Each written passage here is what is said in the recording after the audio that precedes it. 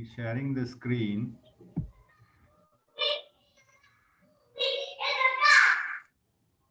Dev enable me to.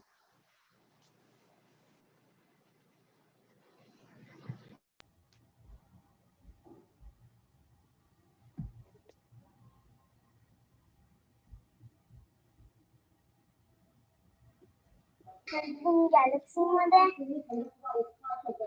त्यामध्ये हाय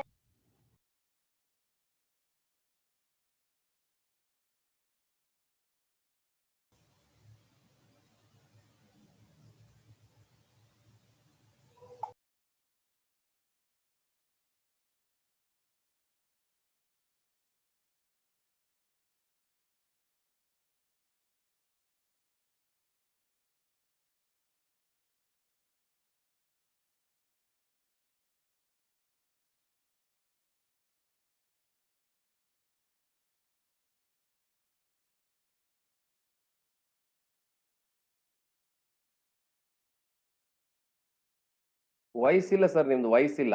unmute ಮಾಡಿ sir. Am I sharing the screen? Yes sir. Yes, sir. Yes, sir. Make it maximise. Okay, 1 minute.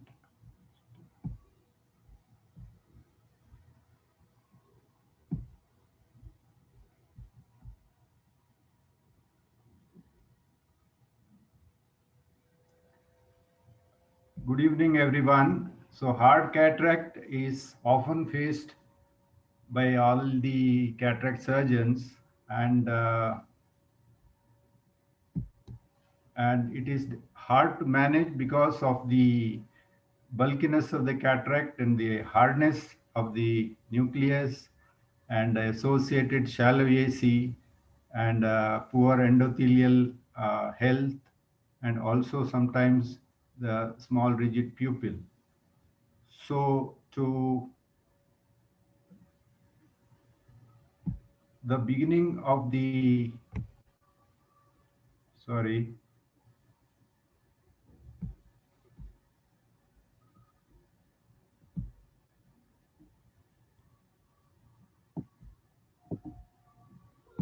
beginning of the management starts with a good slit lamp examination to assess the status of the nucleus.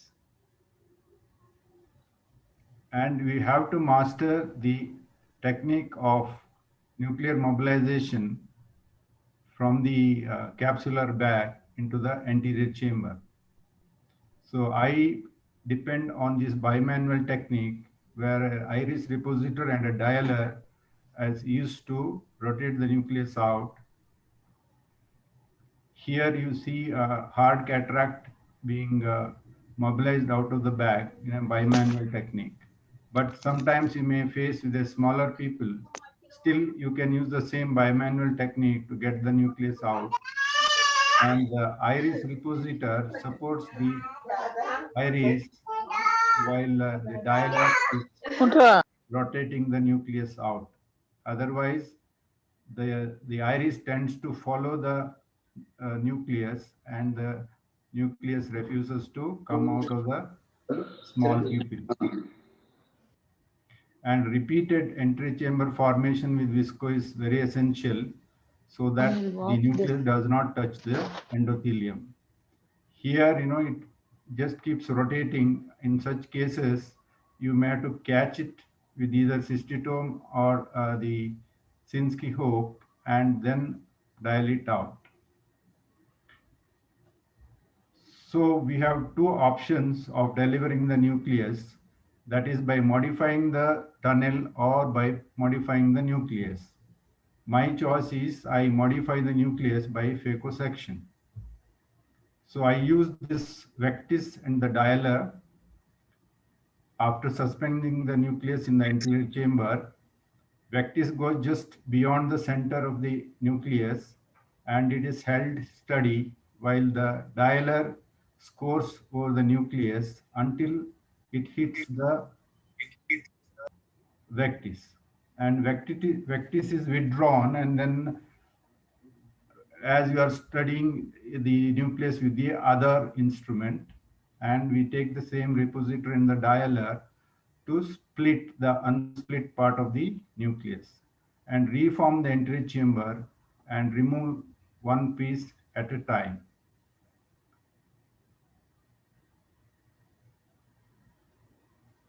So you have to have an adequate tunnel. Here, if you see, the tunnel is not adequate. So you see those two dimples at the inner lip, on the two ends of the inner lip, and the wrinkling of the cornea. When the vectis is under the nucleus, the inner lip is pulled down. So this comes in the way of proper bisection and later removal of the nucleus comfortably. So an adequate tunnel is an essential requirement for the proper instrumentation of the for the procedure. You see again there is a struggle to get the nucleus out in spite of the bisection. And keeping the nucleus away from the endothelium is a prerequisite at all steps of the procedure.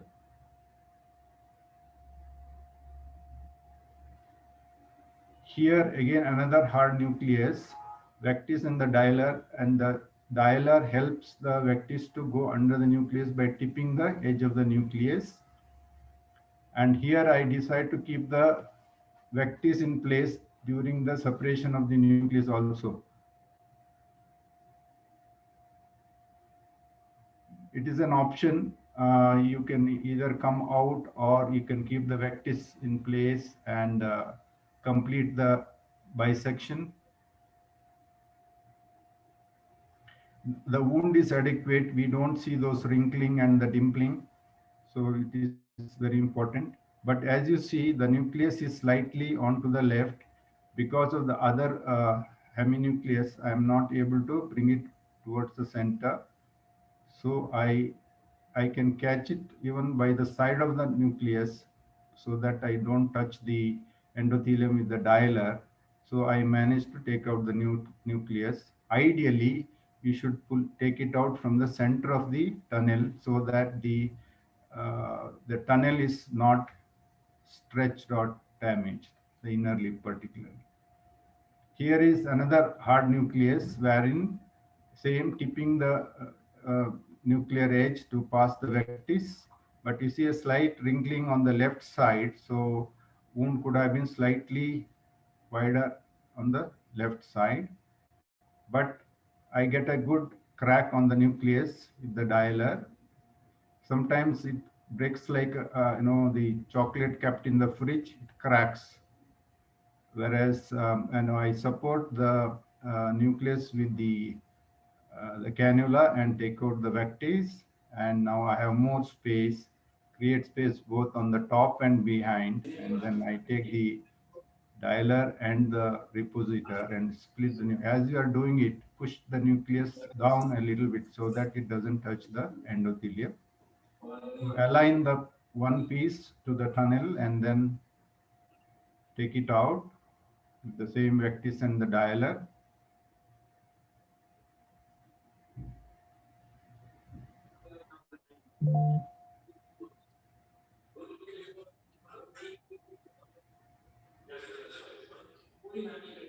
So watch here, since the vectis has not gone far enough, you will see that the nucleus is slipping just, it was about to come out. The vectis should have gone further in, but it wasn't. So, but it is okay because it's already in the tunnel. It can be just dialed out of the. So here is another hard nucleus wherein same procedure, but here what I've done is that with the same visit, I am pulling out one nucleus. This I do it for the cataracts or the nucleus where the epinucleus is soft and it cracks with one stroke on the harder part of the nucleus. So but ideally, you should not do this. Instead, you do the way you saw the first case. Don't skip any of the steps.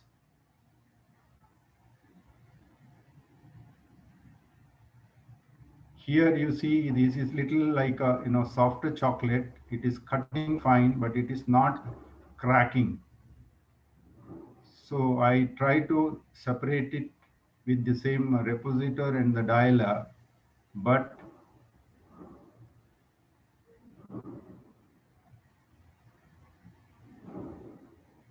it opens like a book. The posterior plate is not separating well. The little thin layer is not separating. It opens like a book and then it closes again. So I decide to take the help of um, the wound while removing the piece. So it will abut the inner lip, and then the one piece will come out, and the other will see. This is what will happen. It will follow the first one like a bogie, train bogie, but it was so thin that it might not have caused serious injury, but it definitely can be avoided. These are the things you may face, but with your long experience, you know how much damage it would have caused. The last one is this is the one tough one, uh, which refuses to crack easily.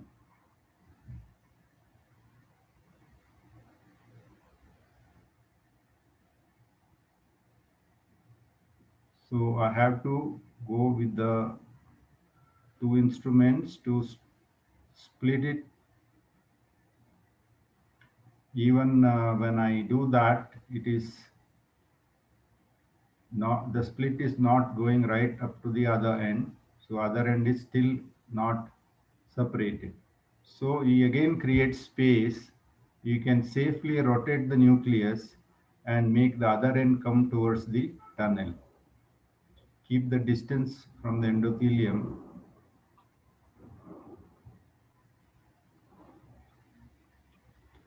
and you take the repositor behind and the dial on the top and oppose, press against each other, so that you get that space to go in and then split the attached part of the nucleus. And as usual, you take out one piece after the other.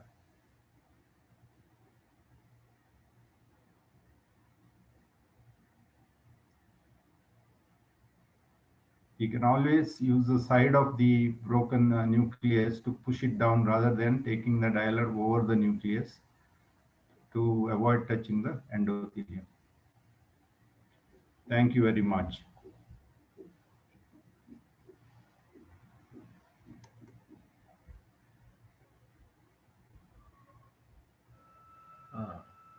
That was a beautiful demonstration of different types of hard cataract and managing the same.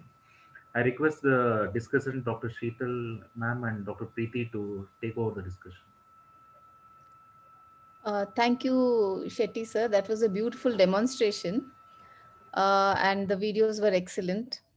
Just a couple of things from my side, sir.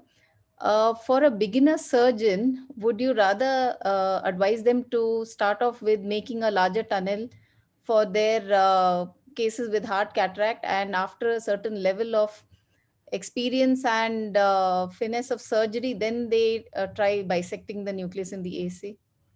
Yeah, very right. In a sense, as I said, the choice is between modifying the tunnel to suit the nucleus, or modify the nucleus to suit the tunnel. So initially you modify the tunnel so that this big nucleus comes out. But the attempt can be or this bisection can be learned on a softer cataract in the beginning. So in fact, I don't not only remove the hard cataracts, I remove all cataracts by bisection only. Oh. So that its tunnel is totally unstretched or unharmed.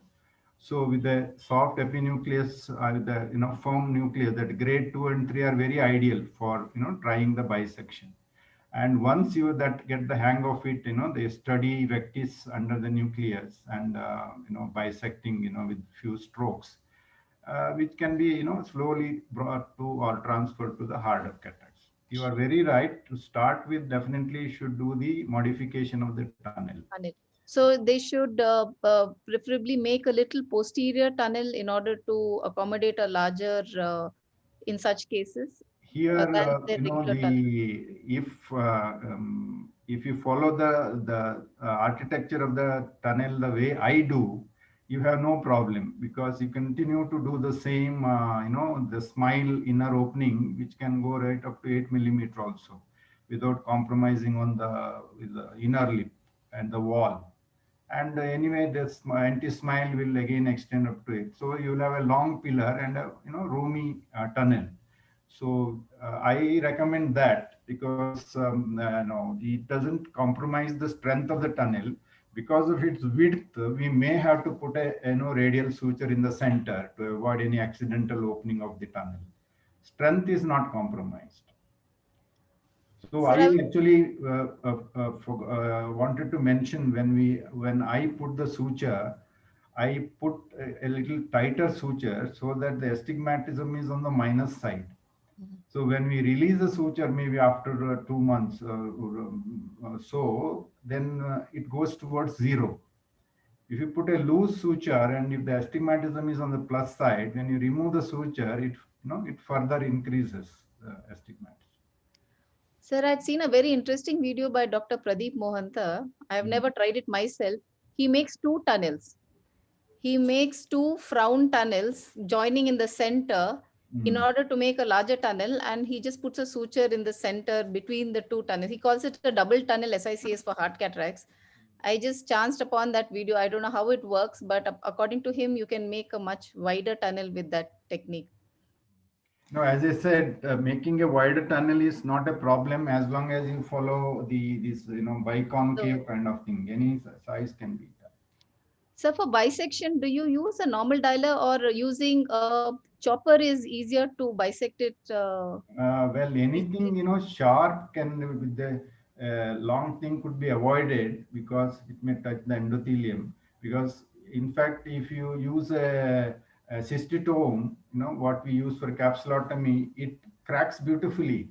In fact, maybe I have some videos of that. But the danger there is, when you are passing it, the slightest touch the endothelium causes severe injury.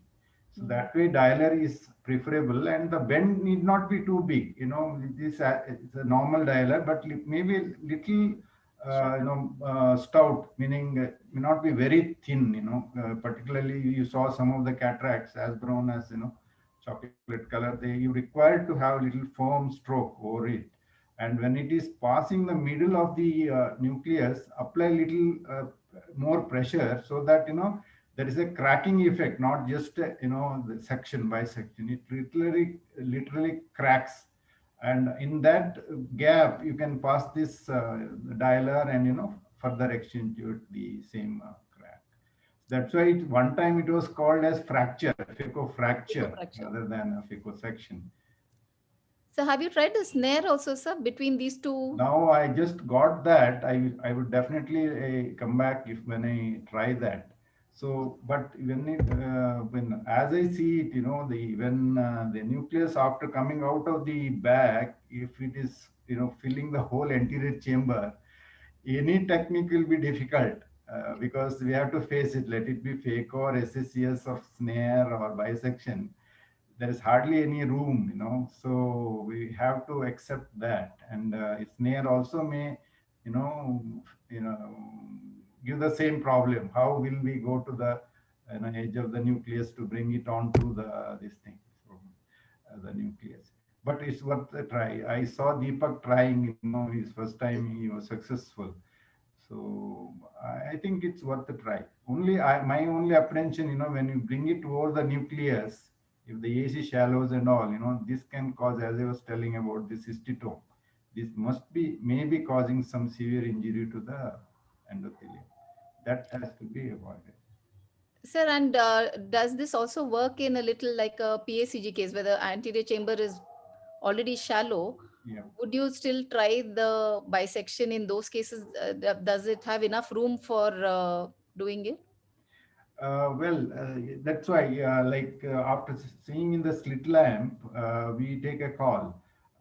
But any technique that we know apart from what our Blumenthal one. For example, if it is a sandwich technique, still we have to take this rectus and the dialer. Once you are able to take it on top of the nucleus, then you are on, because the next stroke is going to go through the substance of the nucleus.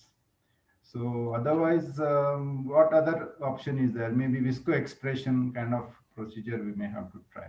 But you can, as I said, once the vectis is under, you can even first stroke itself can go through the substance of the nucleus, because more soft cortex on the anterior part of the nucleus than on the posterior. So Yes. So there's a question from Dr. Logan. How could you prevent PCR when vectis is entered deeper beneath the lens? yeah, of course the PC is nowhere near, because see the space, the nucleus is already. I put it. I usually explain like this: nucleus is already there, and the depth of the entry chamber is the space we have, which we divide between the the top and behind the nucleus. And when the vectis is passing, we shouldn't lose sight of the tip of the vectis. It will go along the posterior surface of the nucleus. And two things. One is, if you face any resistance, it is one of the two things. Either you are going too deep, or you are going too shallow, or you are hitting the nucleus. If you are hitting the nucleus, then the nucleus will move as you are moving the vectis. But if you are going deeper, then the nucleus will not move, but this vectis is not, it is facing resistance. And number two, in such cases, you have to come out and, you regroup and go back again. Another thing is hesitancy. Like, you try to pass the vectis and your AC is shallowing, and if you are not comfortable, do not withdraw and go back again. You should come out fully and reform everything. Maybe we are all lucky to have nowadays the higher end cohesive viscoelastics and all that. We can always maintain a good space. All these videos we saw are all done under HPMC.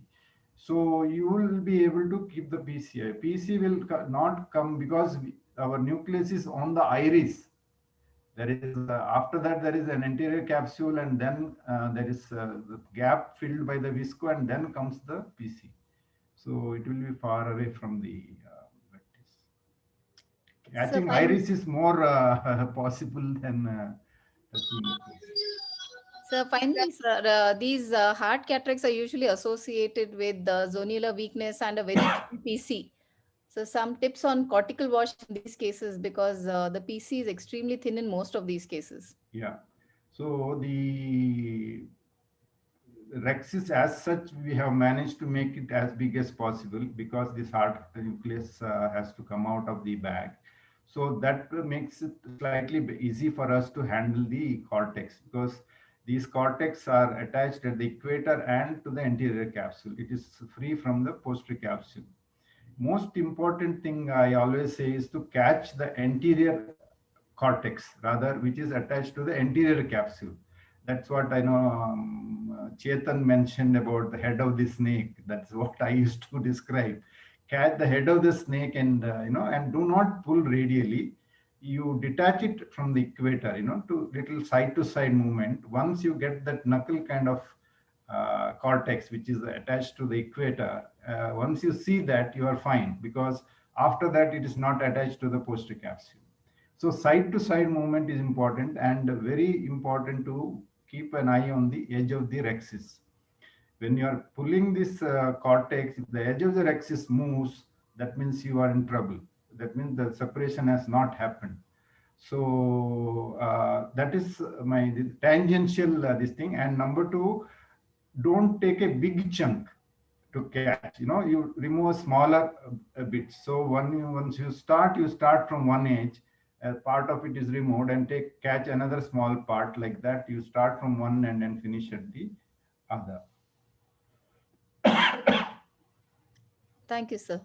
Dr. Preeti. Even the hydro procedures, we need to be a little careful in these cases, because there's not much space between the posterior capsule and the lens. So there could be a blowout of the posterior capsule. So we have to be gentle with the hydrodissection and decompress the bag before going for the further hydrodissection. Well, I mean, it is a statement or a question? So you need your opinion also on that. No, I mean, don't worry. We do hydrodissection with the 10 ml syringe. Okay, sir. Because the objective here is to lift the edge of the nucleus. Not like in phaco, wherein we want it to just loosen it and make it stay in the bag. And with the rhexis as big as this, there is no danger of the buildup of pressure behind the nucleus. So unless you feel that that you've got a smaller rhexis and there's a buildup there, but with the smaller rhexis you are stuck. You cannot go further. You have to extend it and make it bigger before you mobilize the nucleus, or you have to sacrifice the bag. So one of the two things you had. So build up in the is I think it's a myth. I think I don't know. I haven't seen one PC rupturing because of the. But one danger here is that there is hardly any soft cortex. To take the cannula between the capsule and the nucleus is very important. You may miss that plane and you may inject into the zonular area. That is dangerous, and sometimes it goes behind and suddenly there will be a zonular dehiscence. So that for which I sometimes I scrape the nucleus to feel that it is nucleus, not the capsule, when we are very close to the edge of the rhexis. And of course, nowadays you all stain the capsule as a regular basis, but earlier days we hardly used to stain. So you used to feel with that repository. You must have seen in that dialing, with the repositor, we feel the edge. When it is nucleus, the cortex will lift up. When you reach the capsular rim, then it stops. So that is where we know the edge of the rhexis. So.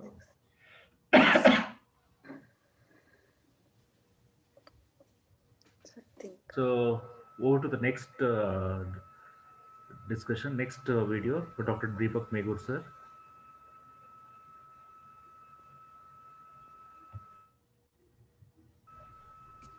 Good evening, everybody. Am I audible? Yeah. Yes, sir. Yes, sir. You're audible. So I'll be sharing one of my most embarrassing experiences, I should say, but it has got a lot of lessons for us to learn. So I think there's a lot of lessons for everybody, each of us to learn, and we learn more from our mistakes, and a good surgeon learns from his own mistakes, and a smarter surgeon learns from other people's mistake. So I guess other people are smarter over here, so they're going to learn from my mistakes in this presentation. So is the voiceover available? My big mistake. Is the voiceover clear? It was a routine. Clear, sir. Clear. This is the third case of the list. About 2 years back, a 79-year-old lady, a really innocuous looking case, well-dilated pupil, rhexis is done, looks fine, hydro procedure is done. Nucleus rotation is done to ensure that there's no corticocapsular adhesions. Everything looks fine. Is consumed in a jiffy. The epinucleus is also removed. Now I was thinking, remove just this little bit of cortex and put in the lens and the case is done. I'm careful to engage the cortex and then put it to the center, and then I'm aspirating it. Meanwhile, I ask the next patient to be shifted. The cortex is taking unusually long to get aspirated. Hang on, is there something wrong? I retract the iris and see that the capsular margin is missing. With a great sense of hopelessness and helplessness, I realized that the capsular bag has been stripped along with the cortex. The zonular dehiscence was huge. We had posted this video to our discussants, and they're ready with their answers. Few questions we had posted. I would like to request Dr. M.S. Ravindra sir to first comment on the 4 questions we'd asked, and then we'll proceed with the case. After MSR sir, other discussants will add on their bits. Deepak, can you stop screening? Yeah, yes. Stop sharing the screen. Okay, it's a marvelous video. It's a pleasure to see it, and I'm very keen to know what you did in the after this. You would ask me two questions. How did this happen, and then how would you have managed? If you carefully see the video, then two, three things. Your axis is larger than usual, as I presume that you have made a larger axis. The second thing is you have tried to pull the cortex. You did sweep it half a clock hour in the clockwise, and then you aspirated it radially.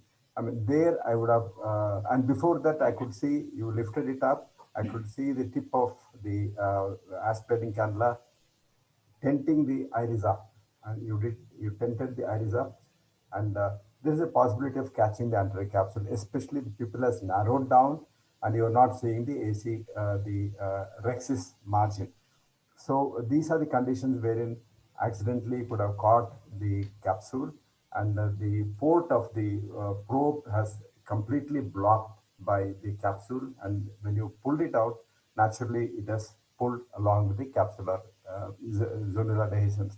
The one thing is, uh, looking at the force that you apply to pull it, zonules are probably weaker in this particular patient, is elderly 78, 80-year-old lady. Many times zonules could be weaker, and we could not have diagnosed it either preoperatively or during making the rexis. How would you manage? I would, in my opinion, because it's torn almost 5 clock hours, I would sacrifice the hyaloidal phase is still intact. I would sacrifice this capsular. If it comes to me in this situation, I would remove the entire capsular bag because zonules are just tearing like a zipper. And then I would keep the hyaloidal phase intact. I would constrict the pupil to about 4 millimeter with very diluted pilocarpine, and I'm ready with retro iris claw lens, and I would implant the retro iris claw lens, which takes as much time as a teaspoon. It doesn't take much more time to implant it. And the contra to it is, why do you put iris? Why can't you do pars plana or scleral fixation of the lens? How you would have proceeded? I would guess that you would have reposited the capsular bag. You would have managed to remove the cortex carefully. After that, you would have put an endocapsular ring. You would have probably put a scleral fixation suture to the capsular hook or various devices that are available. And I think you would have done it 1 or 2 years ago, if I'm right, if the way you mentioned it. It's not a fresh one, it's a little older one. And that's how you would have probably managed. But I would have managed not doing a vitrectomy, doing a small aridectomy and retro iris fixation lens. And it's a very clean surgery. Vitreous is not touched, vitreous base is not touched. And there is no increased, I reviewed all my iris claw lenses, hundreds of them. There is no increased CME at all. People talk about CME, but I've never seen it. But only thing is, in case there is a vitreous loss, you'll have to manage it. I'm through. Dr. Shilpa, next, you're going to comment. Yes, sir. It's a nightmarish thing, but let me first congratulate you for the brilliant recording. What I noted was it was a blind cortical wash, which many of us do every day. The first thing I noted that when iris was bumpy, as Ravindra sir said, that is the first indication where we can feel that it's a superficial plane. So what I do in such cases, that non-dilating pupils, I usually tilt the globe and try to look or have a look at the retroiridial cortical thing so that I can aspirate it nicely. In this case, I would just stop and spit from my aspiration port and just stop at that position, injecting viscoelastic substance, and I would breathe and think what next I'm supposed to do. I guess you're very fortunate enough that it was only 4 to 5 clock hours zonular dehiscence. And the second thing, anterior vitreous phase is absolutely not disturbed. So I guess you still can go ahead and put a capsular tension ring in the bag, reassess before that, and then place an IOL in the bag. And the pace with which the capsular bag was pulled, I still believe that zonules were pretty strong. So I guess you would have put it in the bag still with the help of capsular tension ring. I would like to know what you did. Yeah. Dr. Nagaraju, please. Good evening, Dr. Deepak. That was an excellent video which you demonstrated. In the first place, I would like to almost sync with what Dr. MSR told us. The large rexes which you made, I think that is one of the predisposing factor why this happened. This large rexes requires a lot of fluid for hydrodissection, like Dr. Sundaram Shetty just mentioned, 10 ml syringe and all those things. Probably the hydrodissection was insufficient in this case, and a little bit of corticocapsular adhesions were still there before you try to do the irrigation aspiration. The second thing is, during your nucleus rotation, probably, pardon me if I am wrong, the manuring which you did, probably it was a bit forceful. Probably all these factors added to that zonules being subjected to a little bit of strain on the that particular quadrant. That was one predisposing factor. The second thing is, when you try to do irrigation aspiration, I think probably you are doing a FACO, and this is how it has happened there.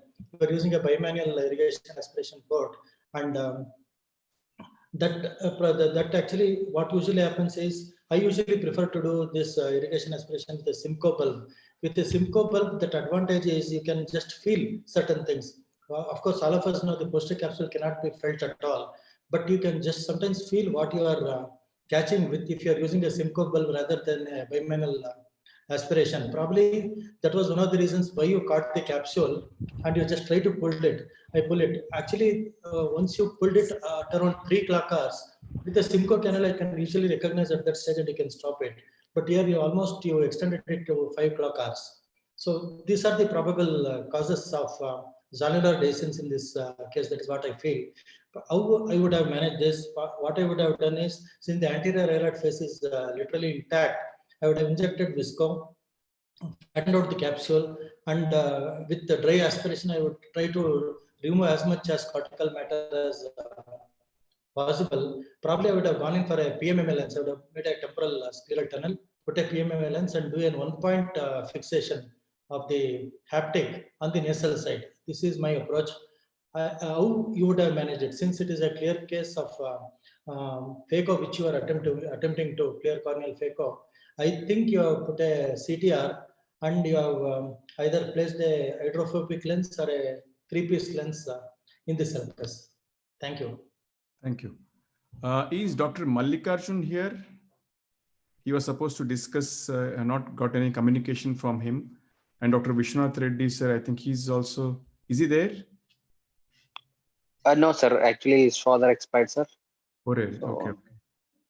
Okay, then. Okay. I think, so let me start my, again, video and I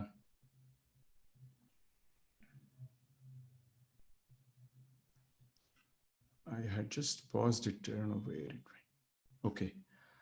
Actually, all of you diagnosed it very well. You also detected the mistakes quite well. But the drama was still more than what actually happened now. So the mistakes were still far more than what actually you're seeing now. So I was thinking the same thing. Now at this moment, I thought only the bag is there. What will I do is I'll just reposit the bag, put a CTR, and we can still salvage the bag and put the lens into the sulcus. So let us just see what happens now.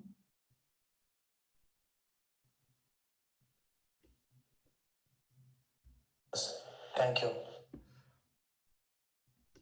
I'm pushing the reflex switch, and as it always happens, it does not function well at the moment it is required to. Eventually, the cortex in the bag is disengaged from the port. At this moment, you know what I was feeling? I realized that I was feeling that I had dug myself a very deep, deep hole and was lost in the black hole. Okay, back to reality. How do I go about now? I inject OE to form the bag. I'm hoping that I can peel off the cortex and I go in with my aspiration, but the cortex aspiration is extremely difficult. Capsular bag is wanting to come along with it. So I want to put in a CTR, but I'm not certain about the integrity of the rhexis. I retract the pupil and see the capsular edge, but not sure about being continuous. I take my chance, put in the CTR, under the anticapsule.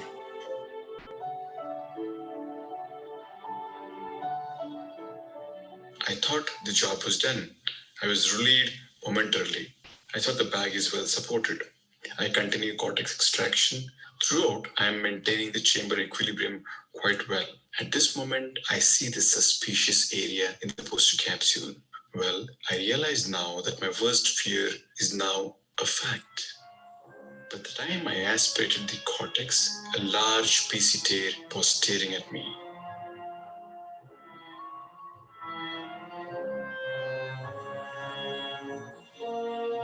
I'm retracting the iris to see any capsular excess edge here. In this quadrant, I can see some area of the anticapsule, but again, not sure whether it is continuous. Well, the excess margin is continuous in the other side. At this moment, there is no vitreous prolapse. I push in triamcinolone acetate, confirming that.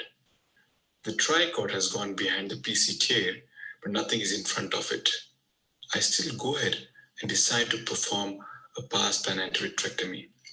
My thinking at that moment was that I could still manage to place an IOL in the sulcus, but if the vitreous prolapses later during the surgery or in the early post-op period, centration of the lens would be an issue. So here, I make a pass-pan port and I'm performing minimal antivitrectomy.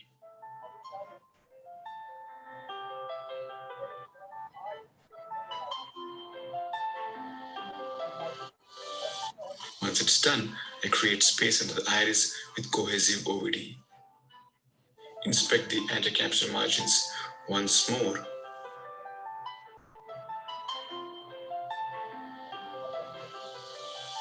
And then I'm implanting the multi-piece lens.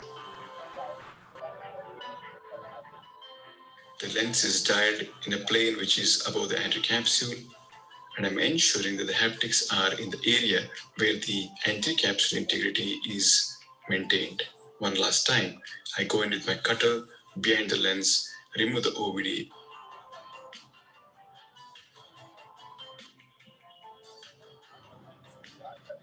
And the OVD in front is removed. Pilocarpine is used to conceal the pupil. I suture the sclerotomy and the conjunctiva. Mentally, I was ready to perform IOL explantation and put an iris claw lens and had the lens decentered in the early post-op period. Post-op medicines are prescribed and we all prayed. So here is a third day picture. Not bad. I was happy. 1 week later, I dilated the pupil and was very pleased with this picture. The lens was quite well centered, taking into account the trauma which we had during the surgery. Well, one thing I had to say. I said, wow, prayers do work. So let me rewind back and show my big mistakes because there are more than one. Number one, inability to achieve. I think the first mistake was I did get a hydrodissection fluid wave, but it was not cortical cleaving or capsular separating. The fluid wave went between the epinucleus and the cortex. The cortex was strictly sticking onto the capsular bag, which I failed to notice. I rotated the nucleus to confirm it, and the nucleus rotated. But at that moment, if you see, the cortex was not rotating along with. So that was the first sign, along with the problem of having a bigger rhexis. And now the pupil size is bigger. By the time I go for aspiration, this was a starting point, catching the bag. At this point, the pupil has slightly come down. I have not seen I'm unable to see the rhexis margin as has been pointed by all of you. But the biggest issue I feel here is the lack of concentration on my part. So the biggest problem in all this thing is not technical. The issue here is my lack of concentration and lack of focus. Momentary loss of concentration. I don't know what I'm catching. And this looks pretty much like a cortex. It looks just like a cortex, but I should have stopped at this point. And that bell ringing inside my head took a fraction of a second later. It just takes 1 or 2 seconds to go from here to here. Too late to detect this. So I was too late to detect the massive detachment. Again, the issue here was my lack of concentration. You know what, when we're doing these surgeons and especially so-called confident or overconfident surgeons, a sense of arrogance creeps into us. And we think, this is the reason why all these things happen. The momentary lapse of concentration is the reason, because other technical issues all could have been sorted out if my eyes were seeing what it was. So it was just a lack of concentration. We try to do in an auto mode. We put a car in an auto mode and drive something like, it was like an auto mode it was going. It looked very routine to me. And that was the biggest sin on my part, was I had put my auto mode on.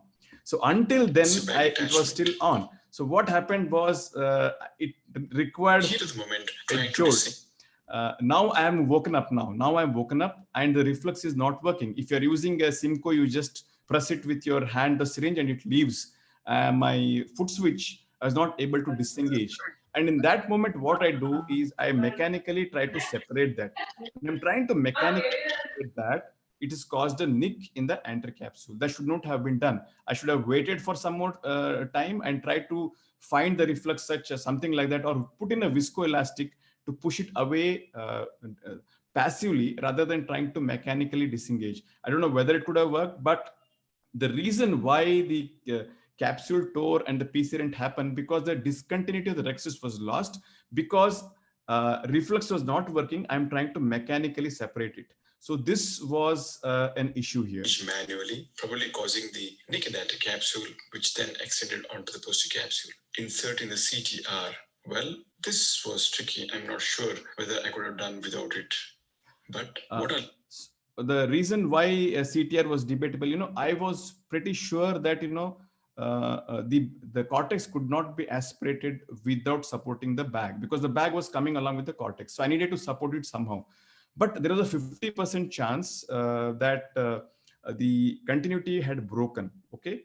But I fooled myself into believing that the rhexis is still intact. I do have a chance. The mistake which I did was the pupil is small here. I'm unable to see. I'm using an Y hook momentarily to see here and there. I should have stopped in here. I should have used iris hooks to dilate the pupil up to the limbus. Then I could have got a clearer view. That would have helped me even in the later stage of the surgery itself. So the message, when the thinking is clouded here, the decision making is impaired. The lesson we learn here is the decision making is impaired. The pupil is not good enough for me to identify the peripheral extent of the anticapsule. I should have just stopped, put in iris hooks to see what it was. I didn't do that. But because there's no way I could remove my logic of trying to save the bag. MSR sir said quite rightly that, he would have just sacrificed the bag and this thing. My logic was, when you are in a stressful situation, you just go and bank on the skills which you are most well versed with. My skills with the iris claw lens is not great. Maybe I've done just 20 lenses, but in most situations, I would have put a lens in the sulcus like this in more than 1,000 lenses. So in the crisis situations, you would always want to go back to the skill set which you are most comfortable with. So the biometry and the lens selection, availability of the iris claw lens, these are all the issue. Although it was all going in my head, the reason I opted to pursue with saving the bag was these are the things. Inserting the CTR. So this is a dicey situation. Tricky. I'm not sure. I want to make a comment. Deepak, you can hear me? Yes, sir. See, if you go back and see, you had done a good hydrodissection. That cortex which is there, it is not at all sticking to the capsule. In fact, your aspiration cannula went between the capsule and the cortex. It has caught only. No, sir. No. When at this moment, if you see, not the capsule, the cortex is also come. Both the cortex and the capsule. Cortex has come because of the bag being pulled. It is not caught in the port of the aspiration. But there is no visible plane between the capsule and the cortex, sir. So that I can differentiate and identify. It was like both of them were together. When you release the capsule, you will see the capsule has gone much ahead of the cortex. You go a little further, this video, you will see that the bag is probably causing the... At this moment, both the cortex and the capsular bag both are involved, sir. But when I release, the capsular bag goes earlier. The capsule, because it is much more fast. When I release, it goes earlier, then the cortex goes in. The thing was, I was unable to differentiate anyway because it was too close to each other. That was what my interpretation was. So if your aspiration cannula has gone over over the cortex, rather, under the cortex, most unlikely that it will catch both the cortex as well as the capsule. No, the reason it caught further because there was no adequate cortical cleaving hydrodissection, sir. Because the cortex, there is no different plane. Both of them are sticking quite well to each other. That was the reason. So I couldn't differentiate any plane in between these two. If you go back and see here,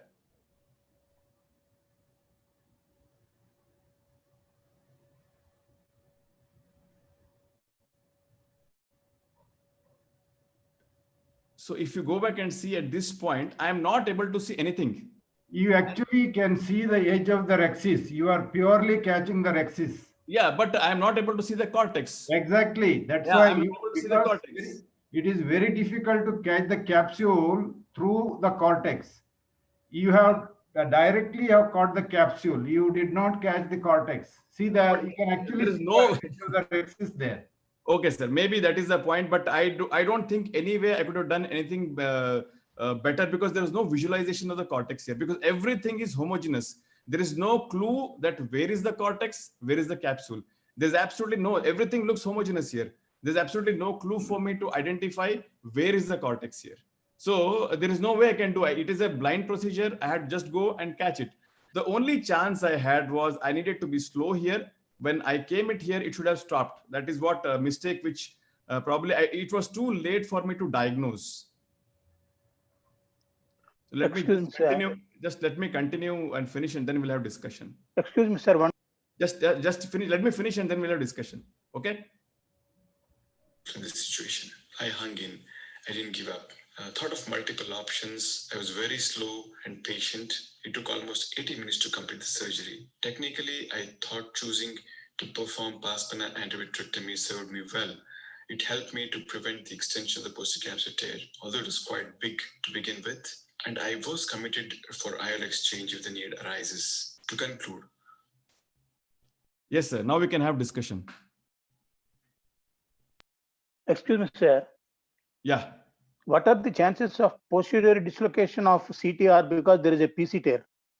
Yeah, the risk is there, but because there is one edge of the capsule, usually what happens, they just go and sit into sulcus. So we have had many situations where the CTR was put and later on the PC tear happens.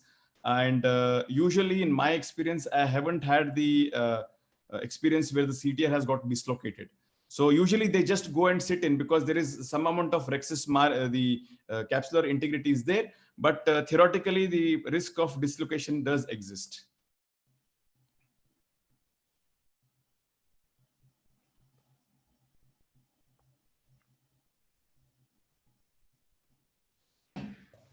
So the message here would be like, it's very controversial that you are having a suspected anterocapsular tear and still you would want to go ahead and put a CTR.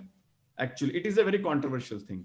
So it's all about the state of the mind, which I want to discuss here is we need to be training surgically, not about the technical aspect, about how to think in the crisis situation. So these are all the problems which we come across when you are doing a surgery. The mind is not working at 100%. That is what is more important for us to learn from this case. Because what happens, however experienced you are, however skillful you are, decision making at that crisis situation is always challenging. And we have to develop that instinct. We have to develop that instinct. And this instinct is developed from our own mistakes, from the people we have talked to with or seen other people's surgeries and all the. And this is something which you have to inculcate in your mind. The subconscious mind has to be trained to identify and deal with these crisis situations. Given a second chance, what I would have done in this situation is I would have used iris hooks before implanting the lens.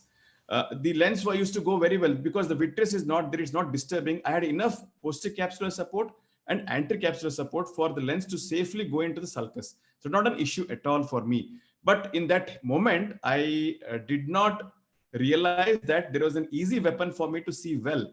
I put in the lens, but the whole night I was restless. I was not sure how it is going to be. Simple answer should have been, I would have used iris hooks. It would have dilated the pupil.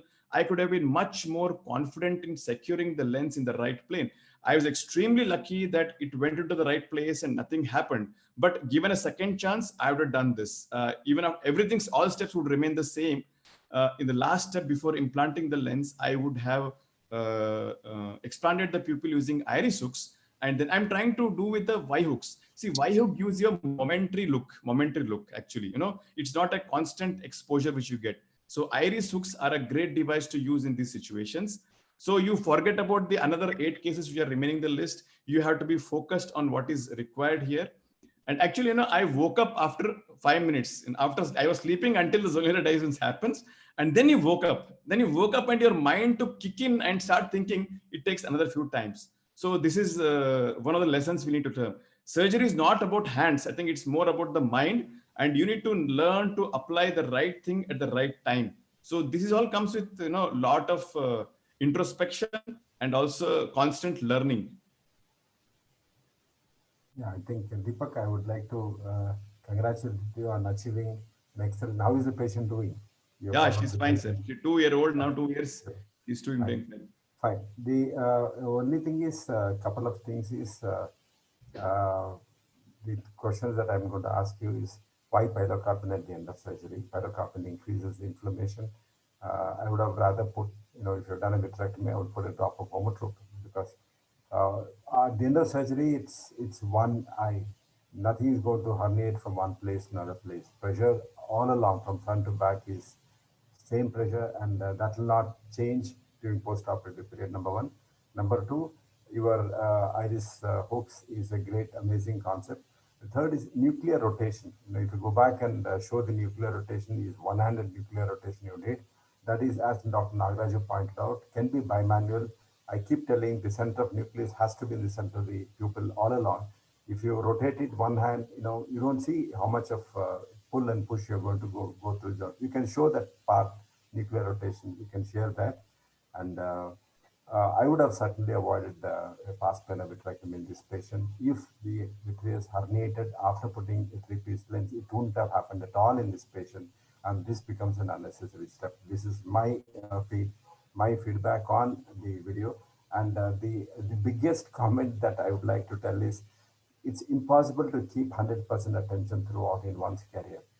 So, like if you say that, a driver, for example, if you're driving a car, if everything is smooth and nice, you'll not be turning your face right, left, right, looking at what's going to happen.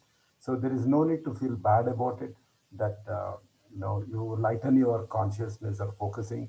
And this is a public forum. Anybody will be able to watch this. Public also will watch this. And definitely, I do not want an excellent surgeon like you to confess saying that I lost attention. That is the maximum attention you can give. It's impossible for a man to continuously be on 100% awareness, attentiveness. This is something we'll all have to learn. Never commit saying that I've done an error, I've done a mistake. Fine, but then I've lost my attention. That never happens. As doctors, we are very conscious of what we are doing. Somebody's life, somebody's eye is in our hands, and we will take all the care to see that we do the best for them. So in public forum, I think this is something which we'll have to look at. Yes.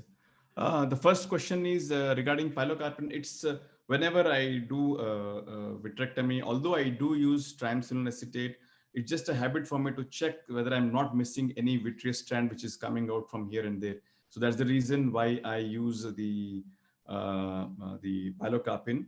I agree, it's not necessary. It's not necessary. It's just an habit, just to see that the pupil is totally fine and I'm not missing any one vitreous strand. Sometimes we just miss them. So that was the reason. And regarding iris hook, yeah, that would have helped me a lot.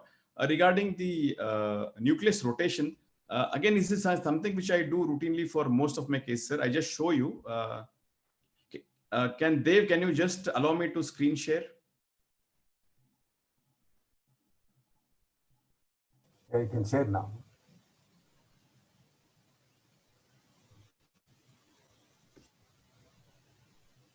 Is it visible? Yes.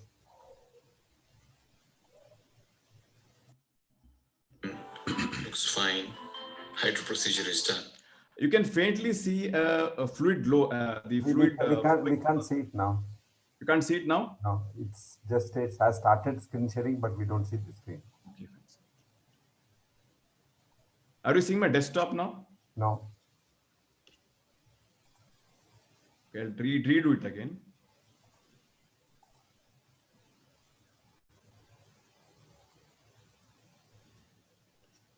Yeah. Fine. Now it's visible. Access is done. Fine. Just observe now, actually we can see a slight Procedure is done. fluid wave which goes in, and it is very rapid. When the fluid wave is very rapid, it's indicating that it is not a capsular dissecting hydrodissection. It indicates that it has probably gone beneath the epinucleus and between the epinucleus and the cortex. The capsular cleaving hydrodissection always will be very, very slow. It is there, it is going very slowly. So that's again a clue that, you know, it has gone very rapid, but in the heat of moment, you just miss it. And you can see when I'm trying to rotate, it rotates quite well here.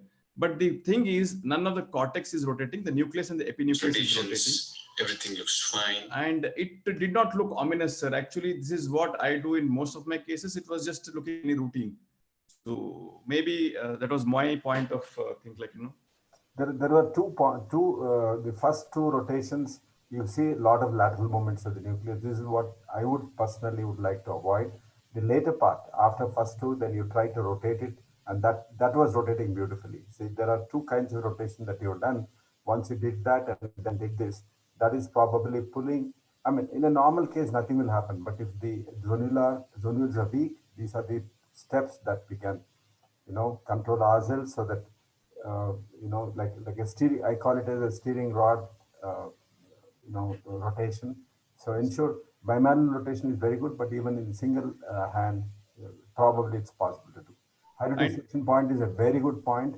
If you can see it, if you imagine the cross section of the nucleus like that, and that's why I modified the hydrodissection cannula. One of the day I can show it to you. The hydrodissection cannula has to have a bend 2 millimeters away from the tip. So don't not only go anteriorly, but also go down like this to go parallel to the capsule. That way, in probably 0.1, 0.2 ml of fluid, you can get a beautiful Your point is very well taken. Slow progression of hydrodissection means that this thing. And as I keep telling, hydrodissection is between the capsule and the cortex. It has nothing absolutely to do with cortex. When you rotate it, rotation splits the lens matter in a totally different plane, not in the hydrodissection plane. Hydrodissection helps you in cortical aspiration. This is, I keep on telling, but then people think that hydrodissection helps them in nuclear management. It doesn't. So the point here was, when you have an inherent zonular weakness, the chances of getting a cortical cleaving hydrodissection is slightly tricky, and it takes some effort. Be very conscious to do that. The first instant, I never expected the zonules to be weak. I was very casual in doing. The fluid wave was very rapid. That's a clear indication that I have not gone under the capsule. I have gone in the substance of the cortex, which has divided the epinucleus and the cortex. And when I rotated, the nucleus was rotating fine, but the cortex wasn't. It was still sticking. And all these things escaped my attention during the surgery. So that's the advantage. You go back and see your videos again and again, and then you come back to see how many mistakes. Regarding the pastana vitrectomy, sir, I do agree, you know, that it was not necessary. I diagnosed that the vitreous prolapse had not happened. I diagnosed and confirmed it. But my only issue was, once I'm manipulating the nucleus, if it comes again, then it may enlarge the posterior capsular tear. The posterior capsular tear was very huge. So once the vitreous prolapses, the posterior capsular tear enlarges, and I may lose a little bit of a support, which I already have. It was something like trying to prevent that happening. It's like a prophylactic vitrectomy, because when I try to push the lens and manipulate, if that time it comes, the PC tear would have enlarged, and I would have lost a little bit of support which I was having. So that was the reason I went back from posterior, not from anterior, to ensure that whatever is there, I cut and push it till still down rather than pulling it up. So that was my logic. It was not necessary. I totally agree. But it was just to safeguard my thing, I did it. Deepak, did you use cohesive viscoelastic in this patient? Because there you wanted to create spaces, you wanted to open up the bag, and was it used? So, there are two instances which I used cohesive viscoelastic. First was when the bag came out into the center and I wanted to push it back.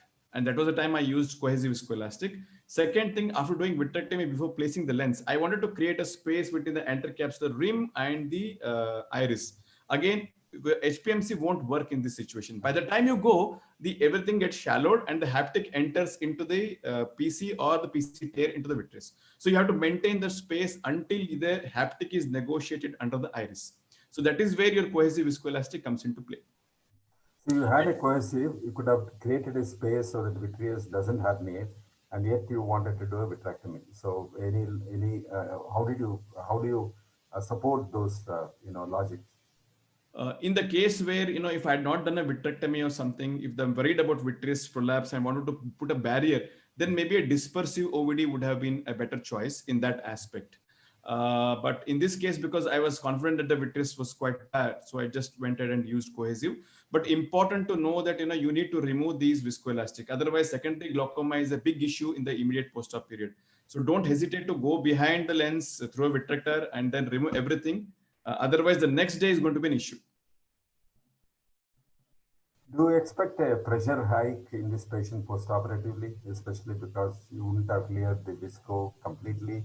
You have used triamcinolone, and there is an event happened. Would you look at the glaucoma management or preventive glaucoma management post-operatively?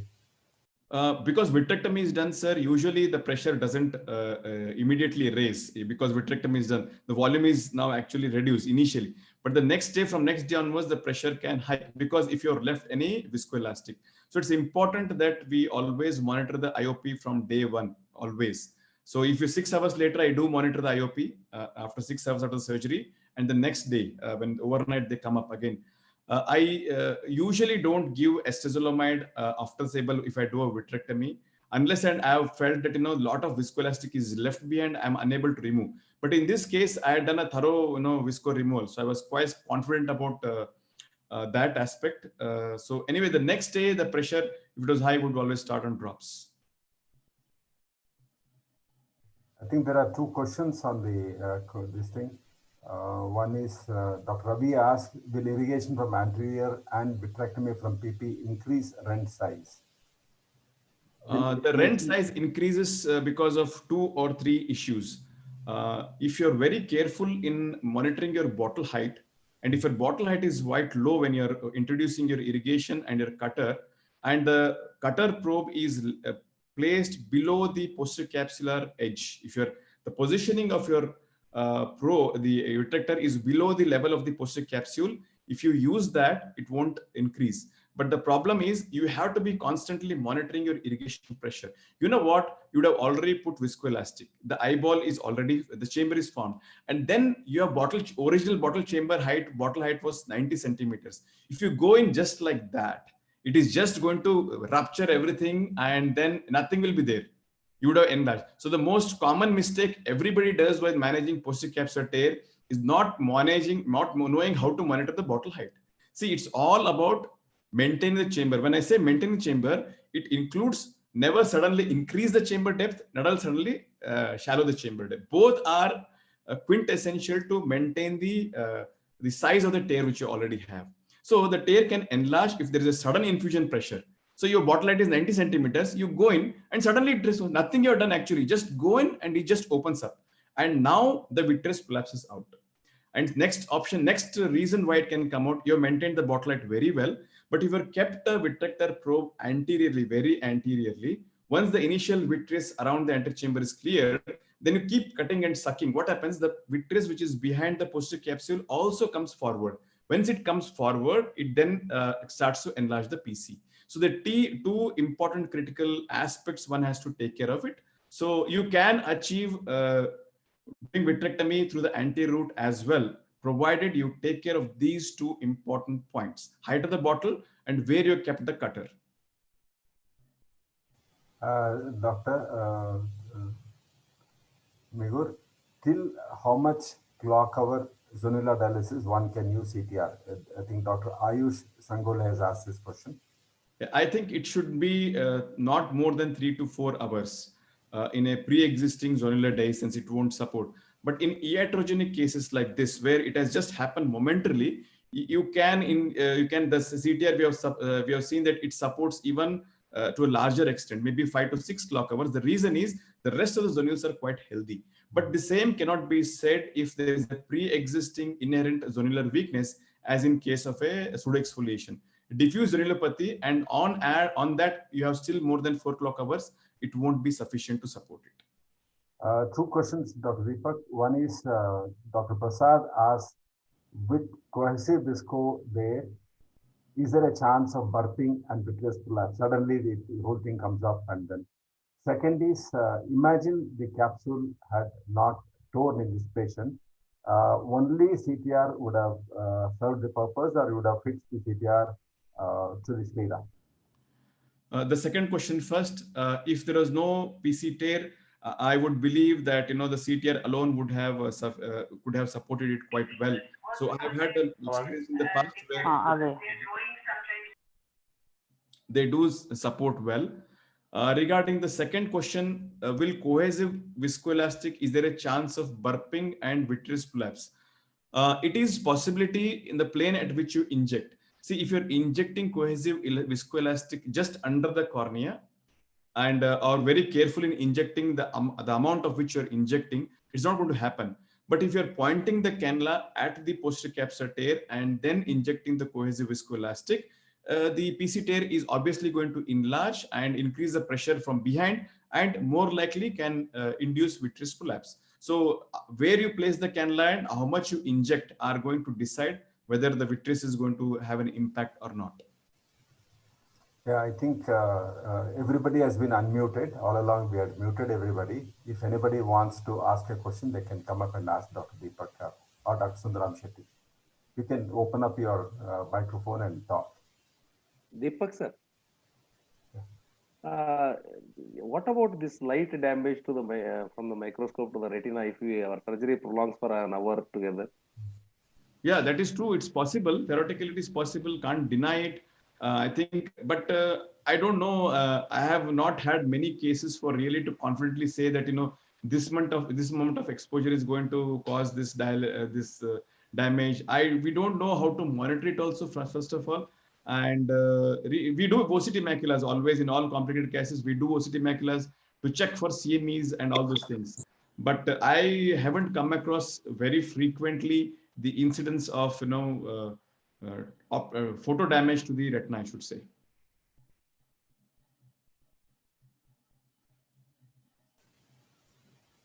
Dr. Deepak, in such cases, you would be doing vitrectomy or you will take help from others? I'm sure that you would be doing it, but I just asked the question, the relevance of learning vitrectomy for every cataract surgeon. Yes, I think cataract surgeon, I would borrow the statement from yours own. When I was in my formative years, I had heard you speaking like that. Cataract surgery cannot be performed without having a functioning vitrectomy machine, automated functioning vitrectomy machine.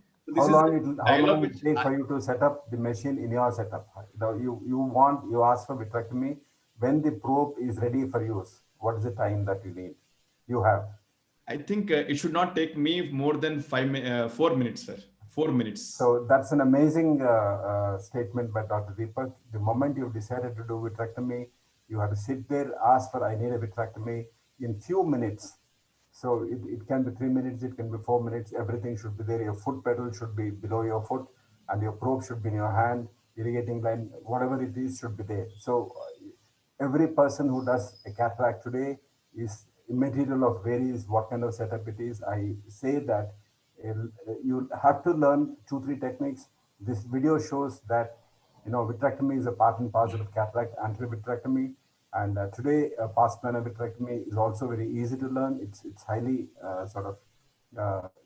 it's very simple today. You go and watch and learn from your colleagues. And number 3 is scleral fixation is a great idea. We've all done it in abundance in the past, but then today I'm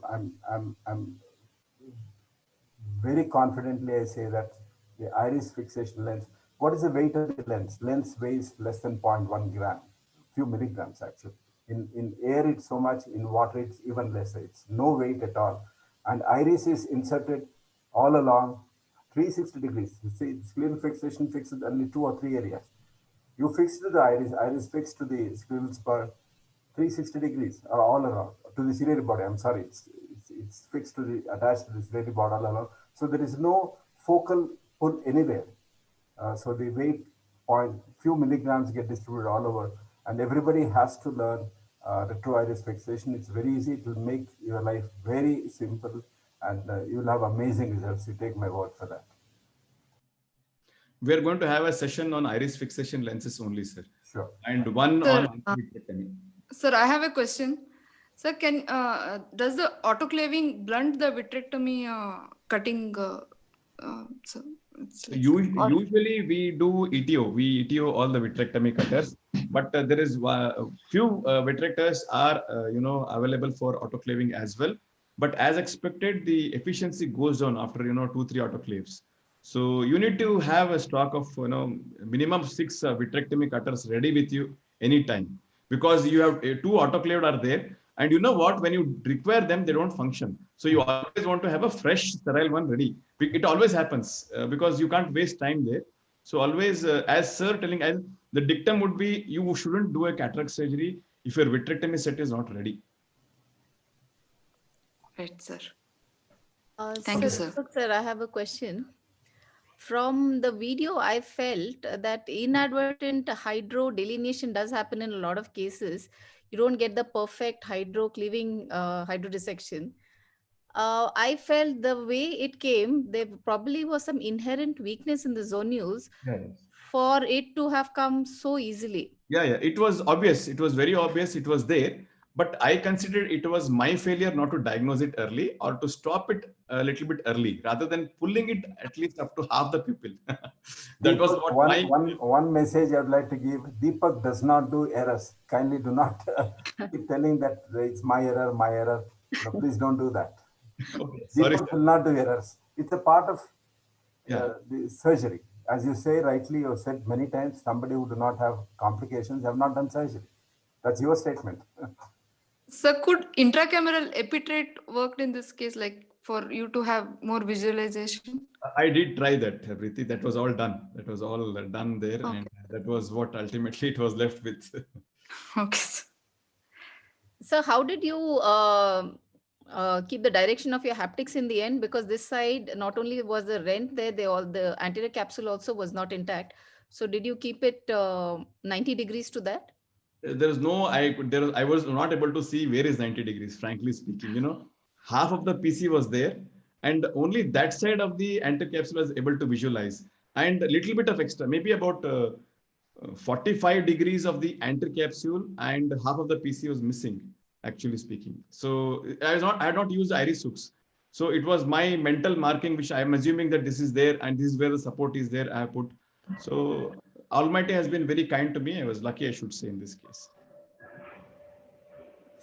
How are the cases after that? How did cases you did after this surgery? How many cases you did and how are that?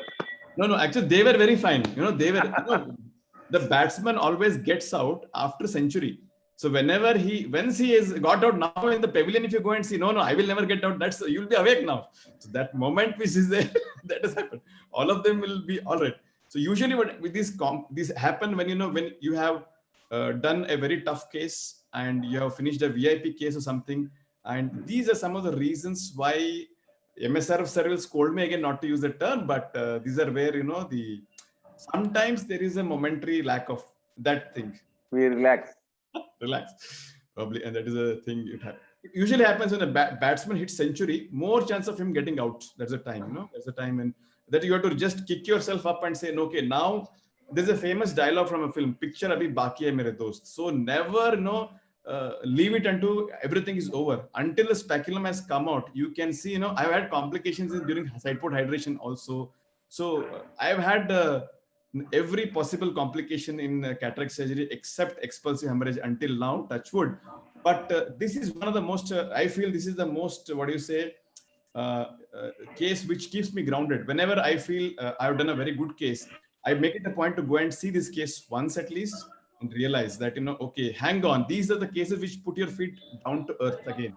Okay, you just come back. It's important to be grounded. It's important to be grounded. I feel surgery is more in the mind rather than in the hand. They all tell surgery is in the hands. It's bullshit. It's all in the mind, actually. So that is what we need to work. That's what we need to work.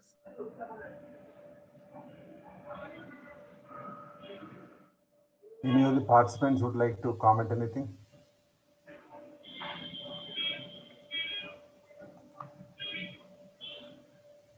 Otherwise, we can call it a day. I think with that, we can wind up if there are no questions. Fine. But sir, with a last question, because you have said that, you shouldn't commit like this in a public forum. Tomorrow, Dev is going to put it on Facebook and YouTube. Should we put it or not? No, see, the thing is, we have been honest as doctors. We have put in. I don't think engineers discuss like this, or architects discuss, or auditors discuss like this. See, medical profession is a God's work, as you rightly said. But today's the mind wave or wavelength is not conducive to what statements we are making here. And my only urge and appeal is that we should leave no strings outside, no ropes outside for people to pull us. That's what I'm trying to tell. We should be very cautious of what we're talking in public. I agree, sir. Because I think, but these are some things which all of us have to learn. That's the reason I committed. But maybe we'll not make this public. We'll keep this unlisted or something. This will go public. People will see it. But the only thing is, here afterwards, let us be cautious of what. See, if you see YouTube, everything is there in that. It's an open. Everything is open. There's nothing. But we should not be giving ropes to them for pulling us. This is an excellent exercise. See, this cut shorts. Imagine, 30 years ago, 40 years ago, if you had a forum like this, YouTube and Zoom, I would have been a much different person. So the learning has been extremely slow. It is self-centric. The sharing has come up thanks to Google, thanks to everybody. They are addicting, but then that's one side of the story. The other side of the story, they're marvelous medium for us to learn. Good evening, sir. If I may take the liberty of making a remark, it's not a doubt as such. I really thank Dr. Meghur for just coming out. He's such an experienced surgeon, and for him to tell us, for beginner surgeons like me, for some surgeon to, experienced surgeon to share that he also has made a mistake or whatever, he had faced some problems. It shows what sort of high standards he holds for himself as a surgeon. And I think that has to be appreciated rather than looking at it as an opportunity to pull down somebody. And it also gives me the confidence that probably in the next forum, I should be able to present my cases and without any fear of anybody saying anything, and look at it more objectively, mainly so that the other doctors can see and try to help us young, junior surgeons to improve our skills rather than a fault finding mission, but to just improve our skills and do better for the patients. I fully agree, Dr. Priya. The only thing is, let us not say that I've done an error. It's not an error. It's a mistake. It's not a that's mistake true, on sir, surgeon's because side. we are doing, this is beyond a human. We are doing something extremely phenomenal. It is not a joke to do a surgery, 2.2 millimeter. Everybody can talk from outside, but to somebody to actually do it, it takes a lot of skill and so many years of work, which most laymen don't understand or appreciate. Yeah. Good. Well taken, Dr. Priya. So I don't think the outside people really have the right to comment on us in any adverse way, because we know what effort has gone to get into this what profession. I was trying to tell is, if I start saying that I have erred here, I've done a mistake here, then people misinterpret that. Yes, that's Not true. an error on Deepak's side. It's not a mistake on Deepak's side. It's a mistake on the Zonul side. And he has not lowered his attention. He has not diluted his attention. He has got the best hands. He's got the best facility, best microscope. Then for a person who listens to saying, a surgeon saying, I've done a mistake, I've done an error, then we are giving a lot of long ropes for them to pull us. This is exactly what we should be doing in public forums. Yes, sir. Yeah. Anybody would like to comment? I think at the end of the day, the beautiful way of handling it and the patient being able to see extremely well the next day is the end point. which I think everyone should take home from here. No matter what happens, at the end of the day, it has to be just handled very well. Okay. Can you say the concluding remarks? What did we learn today, Dr. Balal? So two very interesting case presentations. The first one with very beautifully shown technique of handling hard cataracts and lot of take-home points and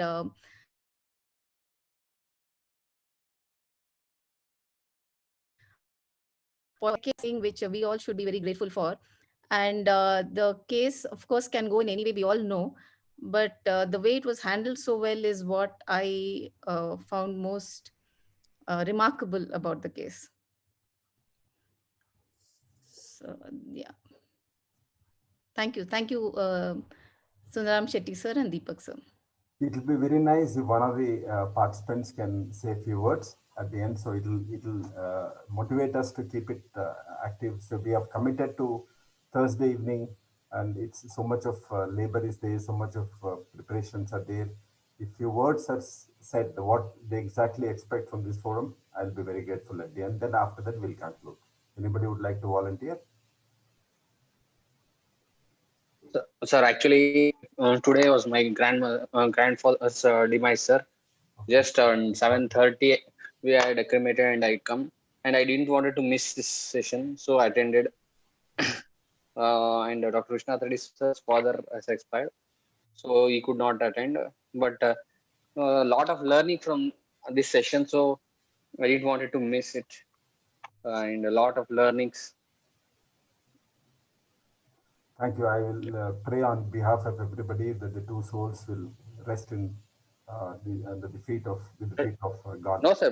Both my grandfather and Krishna Reddy sir are both one and the same. Oh, okay. Okay. Okay. Okay then. Good night to everybody, and we'll meet again at 9 o'clock on next Thursday. Yeah, I want more cases from all of you because it's a tough time hunting for we want one regular case. Dr. MSR sir is presenting iris coloboma cases on next day. Another case would be on complications. So I would request you to please gather your old videos, and I'm requesting everybody, please, the point understandable, we call it anonymous. That's also is possible, because I understand it's quite embarrassing to publish, to publicly display these things, but it's all right, fine. The objective is learning. We learn more from our mistakes. So that's how we can improve. So we can keep the surgeon's name anonymous, whether yours or any friend's video or your student's video, something is there, you can just get what we get, because that's where we learn from. Thank you so much and good night. Good night, sir. Good night, sir.